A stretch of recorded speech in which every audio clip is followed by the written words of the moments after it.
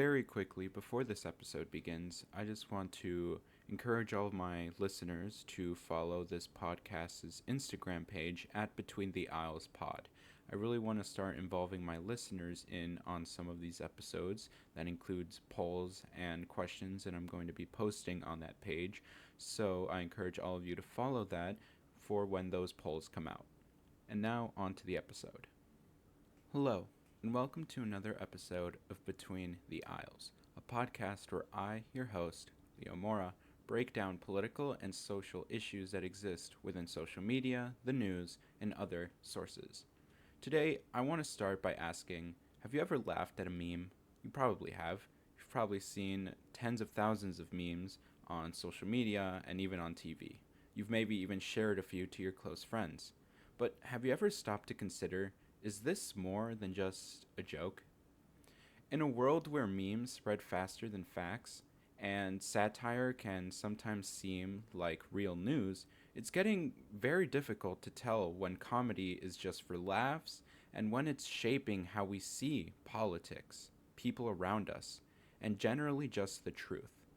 In this episode, I'm going to be digging into the world of satire and memes and how they shape our perception, when they can misfire in that mission, and why the line between parody and propaganda is blurrier than ever.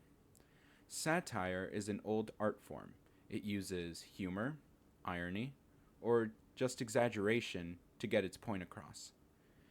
Satire has been used in a lot of big formats, including television shows like The Daily Show and even more so Saturday Night Live, or just on random accounts on social media. Now, the goal isn't always just to make you laugh. It's also to criticize, expose hypocrisy, or to spark thought in people. Memes, TikToks, and even parody accounts now act like mini satire machines. A tweet, a green screen joke, or a viral audio clip can all pack more commentary into 15 seconds rather than a whole news article. For teens especially, this is often how we first encounter a political idea, a social critique, or even a cultural stereotype, is through the format of satire and through jokes. But the thing is, once you laugh, you remember. Even if you don't agree with the message, the repetition sticks. The way that that message is conveyed sticks. That is the power, and sometimes the danger, of satire that goes viral online. But here's where things get messy. Satire works when the audience understands that it's satire. But what happens when the joke is misunderstood? Or when the joke is taken in a literal sense? This happens a lot more than you think. A fake headline, like "Scientists confirm birds aren't real," might be meant as a parody or as a joke, but it's been shared by people who actually believe it. There's a lot of examples of that, such as birds not being real or being listening devices for the government. Or sometimes a meme exaggerating a politician's quote can get reposted out of context. There's no caption, no wink, it's simply just the punchline. And suddenly it looks like a real quote from that politician. This is what's called as a satirical misfire. It's when the joke lands wrong, or when it gets ripped from its context, and it's spread as if it's true information. And as I explained last episode, algorithms don't care whether or not that content is real or not. They don't care if it's just satire. As long as it gets clicks, as long as it gets engagement, it gets boosted to more people. Whether people are laughing or getting misinformed, the platform just sees that engagement.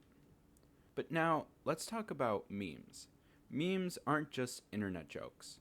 They've become a form of language. And like any language, they can carry ideas, attitudes, and differing worldviews. In meme culture, irony, sarcasm, and absurdity are often layered. A single image might reference 5 different jokes, political messages, or subcultures. But here's where it gets tricky. Memes tend to blur facts with feelings. A few examples of this are that a meme can make fun of climate change protests, which might shape how someone views the issue, even if what the meme is saying isn't actually real.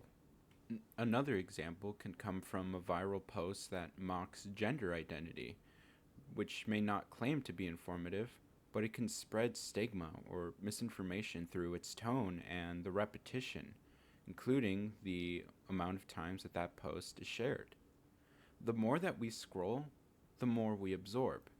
And even if you tell yourself this post is simply just a joke, memes can reinforce biases and shape perception, especially when we see them over and over and over again.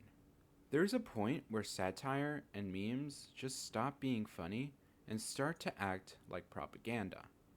Now, propaganda isn't always obvious. Sometimes it hides behind humor.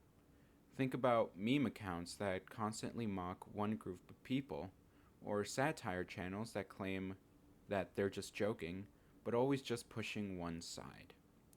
When parody stops asking questions and starts pushing an agenda, especially one that uses fear, mockery, or dehumanization, it no longer is just a joke. And on the internet, these kinds of posts don't come with a warning. There's no pop up that says, this post is ironic, or this meme is part of a political campaign. And that's why media literacy, your ability to think critically about what you're seeing, matters more than ever. Because these posts on the internet lack proper signage or warnings that they're just jokes or that they're actually part of an agenda, it's up to us to decipher and to figure out which posts are genuine thoughts and which posts are part of a bigger agenda, pushing one side of the story, using fear tactics, or using mockery. So, how can you become smarter in your scrolling when it comes to memes and satire? Well, firstly, you should check for the context. You should check who posted this. Is it a satire account or is it an actual news source? Another thing you could do is to Google the joke, especially if that post references something specific going on around the world. Find out whether or not that information is true. Another thing you can do is notice how these types of posts make you feel. Are you laughing? Are you mad? Do you feel empowered after seeing it? Do you feel manipulated in some sort of way? That feeling might be more important than the message itself. And lastly, you can ask yourself, what is this post trying to do? Is it asking you to think? Or is it just dragging someone or some idea for likes? And the effects of humorous content, whether it be negative or positive, are so meaningful because humor has become very powerful. But with power comes the responsibility to lead, to display accurate information. Memes and satire help shape our understanding of the world, especially when it comes to the younger generations. Because we find it humorous or because we find it funny, it's what we tend to believe in.